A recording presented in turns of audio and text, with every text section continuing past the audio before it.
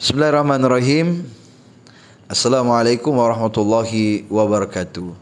Alhamdulillah wassalatu wassalamu ala Rasulillah, amma ba'd. Subhanaka la ilma lana illa ma 'allamtana innaka antal alimul hakim. Rabbi shrah li sadri wa yassir li amri wahlul 'uqdatam min lisani yafqahu qawli. Kelak nanti di hari kemudian ada seorang ayah yang enak sekali mulus perjalanannya masuk ke dalam surga tanpa ada lagi perhitungan baginya. Lalu di pintu yang satunya, di pintu neraka ini ada seorang anak yang sedang ingin masuk ke dalam neraka. Lalu anak ini berkata kepada malaikat, "Wahai malaikat, saya mau protes, saya masuk neraka ini Pak malaikat." "Iya, kenapa? Kalau kau mau masuk neraka?" "Hah? Ada apa?" "Ini saya mau protes malaikat. Itu sana orang tua saya melangkahkan kakinya masuk ke dalam pintu surga dengan aman dan nyaman. Padahal saya ini mau protes. Saya ini anaknya. Orang tua saya itu di sana malaikat. Enak-enak masuk ke dalam pintu surga. Sedangkan saya anaknya ini tidak pernah dididik di dunia selama dia masih hidup. Tidak pernah mengajarkan saya agama Islam. Dia enak-enak rajin ke masjid, pegang buku, pegang kitab, pegang Al-Quran. Saya enak-enak pegang botol topi miring, main judi di bandrung-bandrung dan lain sebagainya, di pos ronda dan lain sebagainya. Dia asik-asik melaksanakan solat berjamaah, saya asik-asik melaksanakan dosa berjamaah. Dia asik-asik berzikir berjamaah, saya asik-asik memfitnah orang lain berjamaah. Wahai malaikat, saya protes. Dia itu enak-enak sudah dapat neraka, saya ini anaknya sebagai tanggung jawabnya dapat neraka. Dia enak-enak masuk surga, saya dapat neraka." Maka pada saat itu malaikat langsung menyampaikan, "Hei bapak nah, kencam mana mau kemana? Sini dulu, urusan kita belum selesai." "Iya, kenapa malaikat?" "Betul ini anakmu?" "Betul malaikat." "Betul kau tidak pernah ajarkan dia sholat?" "Betul malaikat." "Betul kau tidak pernah ajarkan dia mengaji?" "Tidak pernah." "Betul kau tidak pernah mengajak dia sholat?" "Tidak pernah." "Oh, kau tahu, ya ayyuhalladzina amanu qu anfusakum wa ahlikum nara." Hai orang-orang beriman, jagalah anakmu, keturunanmu dari jilatan api neraka. Ini anak adalah amanah. Menyanyiakan amanah adalah dosa yang paling besar. Makanya orang tua dulu kita itu sukses mendidik anak-anaknya semua. Lahirlah kita semua ini generasi-generasi Al-Quran yang hebat, generasi-generasi Al-Quran yang mantap. Orang tua dulu kita momen sederhananya luar biasa. Mengajarkan kita mengaji ya, meskipun hanya beberapa ayat, meskipun hanya beberapa kalimat, hanya beberapa huruf, tapi suksesnya luar biasa. Kita dulu setengah mati mengaji, mau pergi mengaji itu 10 kilo jauhnya guru. 10 kilo. Itu pun sampai di rumah guru belum tentu mengaji, disuruh angka air dulu 10 jergen. Tidak ada hubungannya mengaji dengan angka air 10 jergen. Coba bayangkan kalau dipikir, sudah angka air 10 jergen disuruh cuci baju, cuci piring, lipat baju, pel rumah, menyapu. Begitu kita sudah capek-capek. Capek mah guru, setengah mati mah kunong guru. Ayo sini mau kena baca. Ale puryawana iham serasenaha. Dua huruf saja kita baca hebat maki semua. Itu luar biasanya orang tua dulu kita. Tapi apa hasilnya sekarang? Wow, luar biasa. Orang tua dulu kita itu setiap kehidupannya diajarkan kebaikan-kebaikan, akhlak-akhlak yang baik untuk anak-anak yang dulu. Yang sekarang ini seperti kita, seperti saya. Saya masih hafal itu pada zaman dahulu kala, pada zaman jahiliyah. Kenapa? Karena orang tua dulu itu setiap diayung itu terus dinyanyikan, itu saja terus. Lahirlah seorang nabi yang terakhir dan mulia. Kalau ditanya siapa namanya nak? Nabi Muhammad namanya. Mamanya Siti Aminah ibunya. Itu hafal. Tapi kalau sekarang kids zaman now, siapa nama bapaknya Rasulullah nak? Hah? Kamu nanya? Hah? Kamu bertanya-tanya, bajina diseleding. Ini kids zaman now beda dengan kita dulu ya. Makanya anak ini adalah amanah, menyanyiakan amanah adalah dosa yang sangat besar. Jangan pernah takut kehabisan hanya untuk membuat anakmu ini menjadi penghafal Al-Quran. Dia itu investasi dunia akhirat kita. Coba bayangkan di saat orang tuanya sakit, ada yang selalu mendoakan Rabbi ghafirli wali walidayya warhamhuma kama rabbayani shaghira. Masya Allah, bahagia hati ya Allah. Sudah ada anakku yang selalu mendoakanku setiap saat itu. Dia baca setiap saat Al-Qur'annya, Toha ma anzalna alaikal Qur'ana litashqa. Air mata menetes, orang tuanya yang sedang sakit dipijit kakinya oleh anaknya sambil dia bacakan Al-Quran. Illa tadhkiratan liman yahsha, sambil dia pijit kaki ayahnya, kaki ibunya. Tanzilan mimman khalaqal arda was samawatil ula. Ar-Rahmanu 'alal arsy istawa. Lahu ma fis samawati wa ma fil ardi wa ma bainahuma wa ma tahtas sara. Menetes air mata orang tuanya, ya Rabbana, terima kasih kau telah berikan aku anak yang soleh. Masya Allah. Tanya, nak, kenapa kau pulang dari pesantren, nak? Bapak bobok, pak. Tidurlah, istirahat, pak. Mungkin bapak letih, mungkin bapak capek. Biar aku yang pijak-pijak bapak. Aku ngaji, pak, supaya Allah senantiasa mengangkat penyakit bapak dengan Al-Quran. Masya Allah. Nah, minta izin kau sama ustadzmu ke sini, nak. Inilah, pak, tidak diizinkan jadi lompat pagar. Ya sekali ya. Jemaah yang dirahmati Allah Subhanahu wa taala. Guys, jadikan anak-anak kita menjadi anak-anak yang generasi Qurani, generasi yang akan selalu mendoakan kita. Jangan sampai nanti tidak ada satupun anak yang mendoakan kita lagi. Ya Allah ya Karim. Sedangkan dia ini adalah generasi masa depan anak kita. Generasi masa depan kita semua. Mobil itu gampang hilang. 20, 30 tahun ke depan mobil itu sudah rusak. Besinya itu sudah peok. Kaki-kakinya, cacisnya itu sudah ambruk lah. Tapi anak ini semakin tua, semakin jadi, semakin bisa mendoakan kebaikan-kebaikan untuk kita semua. Siapa nanti yang akan mendoakan kita? Karena di dalam kubur malaikat terus bertanya, man rabbuka, man nabiyuka. Tidak mungkin kau menjawab, kamu nanya, kamu bertanya-tanya. Habis kau dicambuk. Makanya yang akan membuat semua pertanyaan-pertanyaan para malaikat itu mudah adalah doa-doa anak-anak kita. Doa anak kita. Idza mata ibnu Adam in katat amaluhu illa min salasin. Jika mati anak cucu Adam, terputus amalannya kecuali 3 perkara. Yang pertama, sedekatun jariyah, sedekah yang bermanfaat.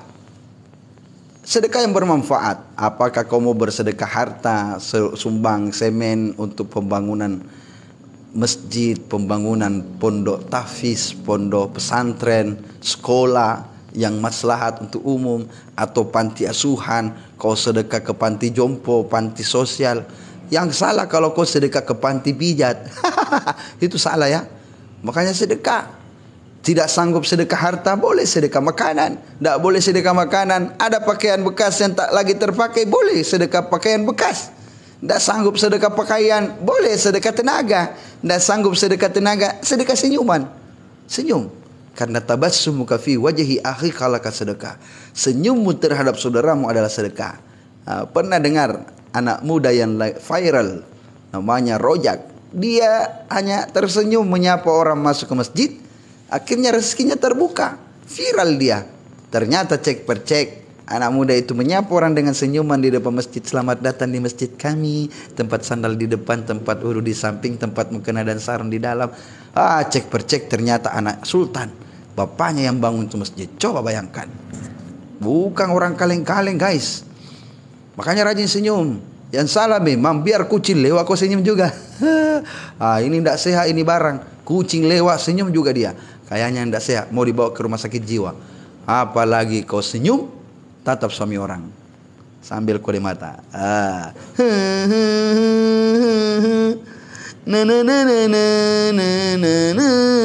Itu senyum pelakor guys. Pelakor, hati-hati pelakor ya. Jadi ibu-ibu hati-hati kalian di rumah. Sebelum suamimu dirambut sama pelakor, rajin-rajinlah untuk memperbaiki tanjakmu. Perbaiki sikapmu ya. Sahabat-sahabat semua yang dirahmati Allah Subhanahu wa taala. Jadi saat ini harus kita perhatikan anak kita supaya lahir generasi-generasi yang Islam. Generasi-generasi yang penghafal Al-Quran. Jangan sampai dia lahir menjadi generasi dah lamo,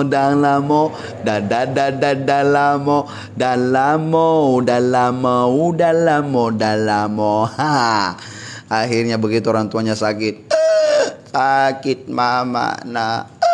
Ambilkan obat di sampingmu nak. Jawabnya apa? Mama, overdosis, rumah sakit, nyawa pun melayang. Wah, ini anak bahaya ini. Jamaah yang dirahmati Allah Subhanahu wa taala, coba perhatikan anak kita di rumah sekarang. Apa yang dia perbuat? Pernahkah kita marah ketika dia tidak belajar mengaji? Beda. Anak-anak sekarang ini handphone, baru pulang dari sekolah handphone, mau ke sekolah handphone, mau tidur handphone, bangun tidur handphone. Hancur generasi kita. Ustaz, ikut tarekat kah? Jenengan tarikah Naksabandiyah. Ya, kita berzikir itu dia. Tak bersuara. Itu Naksabandiyah. Naksabandiyah dibesarkan oleh Bahauddin An-Naksabandi. Naksabandi itu nama desa. Desa, negaranya Bosnia. Nama desanya Naksabandiyah. Naksabandi. Makanya dikatakanlah Naksabandia. Bosnia itu tetangga negara Uzbekistan, dekat negara Kazakhstan, tetangga negara dengan Tajikistan, Turkmenistan dengan Dagestan, tetangga dekat dengan Pakistan dan juga Afghanistan. Mungkin tetangga rumah dengan Bapak Rustan, Bapak Mustan dan Bapak Bustan. Mungkin ya. Jadi mari kita sekarang bagaimana cara mendidik anak dengan baik. Pertama, didiklah mereka sebelum dia lahir. Begitu. Yang kedua, berdoalah kepada Allah untuk anak-anak kita ini menjadi anak yang soleh dan soleha, menjadi anak generasi yang baik, generasi yang Islam. Selalu mintakan, Robbi habli minas solihin. Yang ketiga, kasih nama yang bagus, jangan nama yang jelek. Kasih nama yang bagus. Siapa namanya? Namanya dalam Al-Quran Ustaz, siapa namanya? Namanya adalah Ar-Rahman, Abdul Rahman, bagus. Abdul Rahim, bagus. Abdul Malik, bagus. Saya juga ambil di Al-Quran Ustaz, tapi kenapa kenapa anak saya ini nakal? Tambah nakal, disuruh cuci piring, dia pecah semua piring. Disuruh pel rumah, dia pel semua, sampai televisi dia pel juga. Sampai televisi tidak bisa lagi nyala. Saya tanya, kenapa begitu Bu? Kira-kira siapa namanya anak Bu? Dia bilang, Lakanude. Oh, memang Lakanude itu lain artinya. Memang dia di dalam Al-Quran, tapi artinya itu loh. Lakanude itu orang yang melampaui batas. Pantasan anakmu suruh cuci piring, pecah semua piring karena melampaui batas. Memang salah arti namanya. Kasih nama yang bagus-bagus. Kira-kira siapa yang menang bola nanti malam Pak Ustadz? Kalau bola, ditanya tentang bola, kira-kira prediksi saya itu Prancis. Prediksi. Yang penting jangan pernah mau pergi ke dukun atau peramal. Oh jangan. Kenapa? Karena kita dilarang untuk berangkat ke sana. Man ata'a arrafan aw kahinan fasaddaqa bima yaqulu faqad kafara bima anzala ala Muhammad. Siapa yang mendatangi peramal atau dukun, fasaddaqa bima yaqulu, lalu dia membenarkan apa yang dikatakan oleh peramal dan dukun, faqad kafara bima anzala ala Muhammad, maka dia kafir atas apa yang telah diturunkan kepada Muhammad sallallahu alaihi wasallam. Allahumma salli wa sallim wa barik alaihi. Hanya itu. Bagaimana anak-anak kita ini mau terdidik dengan Islami kalau kita sendiri orang tuanya tidak mendidik dengan keadaan yang Islami juga. Didiklah dia sebelum dia lahir, itu yang pertama. Yang kedua, doakan senantiasa. Makanya doakan anak-anak kita untuk menjadi anak-anak yang soleh. Rabbi habli minas solihin, itu salah satu doanya. Yang ketiga, beri nama yang baik. Yang keempat, kurangi perlakuanmu untuk mencium anakmu di saat tidur. Kenapa anak kalau dicium di saat tidur? Apa pengaruhnya? Pengaruhnya ternyata dia akan nanti anakmu selalu diganggu oleh jin yang bernama Ummu Sabbia, jin perempuan. Jadi jin itu banyak, jin yang pengganggu anak-anak ini. Makanya anak-anak biasa melotot ke atas begini itu karena diganggu oleh jin Ummu Sabbia. Jadi jin itu ada Ummu Sabbia, jin Dasim, jin Ifrit, jin Azazil, jin Danjun, Jini Ojini, termasuk jin botol dan ya lain sebagainya. Makanya doakan senantiasa untuk terlindungi. Kalau bisa senantiasa mendoakan a'udzu bikalimatillahi tamma min kulli syaitani wa hamma wa min kulli 'ainil lamma wa min kulli hasidi wa mahasad. Tiup ubun-ubunnya. Yang penting sekali jangan pernah mencium anak kita di saat tidur. Kalau antum semua tidak tahan mau cium, biasa dicium, hentikan. Tapi kalau tidak sanggup, dia tidak tahan, dia harus mencium anaknya karena dia lucu, dia gemes, maka coba pindahkan ciuman itu ke pipi bapaknya. Utayang, my baby, bu. Kemungkinan bapaknya kejang-kejang kayaknya. Makanya itu bahayanya juga ya. Ternyata suami yang tidak pernah dicium sama istrinya 70% kehilangan ingatannya. Jadi sebelum suami tak hilang ingatan, rajin kecium. Jangan sampai kau tanya, "Bapak, kenapa tidak pernah cium-cium saya lagi?" Akhirnya dia hilang ingatan. Berarti siapa yang selalu kucium tiap hari ini? Ternyata yang cium adalah pelakor. Hidup pelakor ya. Bapak Ibu yang dirahmati Allah Subhanahu wa taala ya. Jadi hari kita senantiasa mendidik anak-anak kita dalam didikan yang Islam, didikan yang baik, karena tidak ada penerus yang terbaik kecuali mereka semua. Kecuali mereka, anak-anak kita. Ajarkan dia untuk menjadi generasi Islam yang super luar biasa, yang selalu semangat, tak kunjung lelah untuk berjuang di jalan Allah. Dan ingatkan bahwa setiap apa yang dilakukan oleh anak-anak kita itu akan berimbas kepada kedua orang tuanya. Kalau kelakuannya baik, maka kebaikan itu akan sampai kepada kedua orang tuanya sebagai doa-doa dan pahala-pahala yang terbaik. Tapi kalau kelakuannya buruk, maka keburukan itu akan berimbas kepada kedua orang tuanya, menjadi dosa-dosa jariah yang terus mengalir untuk kedua orang tuanya. Jadi mari kita didik anak-anak kita. Siapa tahu ada anak yang belum lahir, didoakan baik-baik. Sama dengan Imam Syafi'i. Ibunda dari Imam Syafi'i, ketika Imam Syafi'i berada di dalam kandungan ibunya, Imam Syafi'i senantiasa dibacakan Al-Quran, senantiasa dihatamkan Al-Quran oleh ibunya. Makanya dia lahir dalam keadaan anak penghafal Al-Quran. Begitu pula ayahnya yang menjaga makanannya.